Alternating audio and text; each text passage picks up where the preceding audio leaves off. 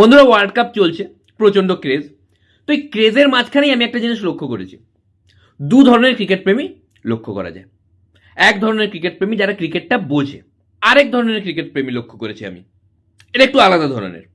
যারা প্রথম ক্রিকেট দেখেছিল ইনস্টাগ্রাম রিলসে, যারা এখনো আইপিএল থেকে বেরোতে পারছে না, কোনো মতে এদেরকে বের করা যাচ্ছে না, যারা কোথাও না কোথাও এখনো বিশ্বাস করে যে আইপিএল ট্রফি ওয়ার্ল্ড কাপের থেকে কোনো অংশে কম নয়, যারা এখনো ওয়ার্ল্ড কাপের ম্যাচ দেখতে দেখতে অবাক হয়ে যাচ্ছে মাঝে মাঝে যে কি হলো, বিরাট কোহলি রোহিত শর্মা একই টিমে খেলছে কি করে, যারা এখনো রেগে যাচ্ছে আম্পায়ারের উপর যে ঠিকঠাক সময় স্ট্র্যাটেজিক টাইম আউট দিচ্ছে না, এখনো এই ওয়ার্ল্ড কাপ ম্যাচেও ক্লাবে খেলা চলছে, সেখানেও রোহিতের ফ্যান ভার্সেস বিরাটের ফ্যান। মানে রোহিত শর্মা ভালো রান করে দিলে কিরে বিরাট কি করলো, বিরাট ভালো রান করে দিলে কিরে রোহিত কি করলো, দেখে মনে হবে না ইন্ডিয়া ভার্সেস সাউথ আফ্রিকা চলছে, মনে হবে যেন রোহিত একাদশ ভার্সেস বিরাট একাদশের খেলা চলছে। এখনো এক একজন ঝগড়া করে যাচ্ছে যে রোহিত ভালো না বিরাট ভালো। এদেরকে বোঝানোই যাচ্ছে না যে দুজন একই টিমে খেলছে, এটাই মেন খেলা, বোঝানোই যাচ্ছে না।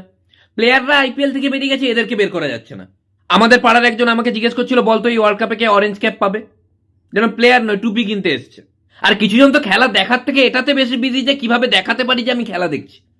সব স্ট্যাটাসে স্টোরিতে চারদিকে লাগিয়ে দিল, আর এমন করে লাগাবে যেন বিরাট কোহলির কোচ এই, একদম ডাইরেক্ট বিরাট কোহলিকেই লিখছে, সাবাস কোহলি, প্রাউড অফ ইউ।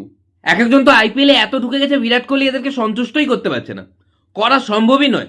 যতই সেঞ্চুরির পর সেঞ্চুরি লাগিয়ে দিক, এরা সন্তুষ্টই নয় যে আইপিএলে ট্রফি দিতে পারছে না, ওয়ার্ল্ড কাপে খেলে কি হবে।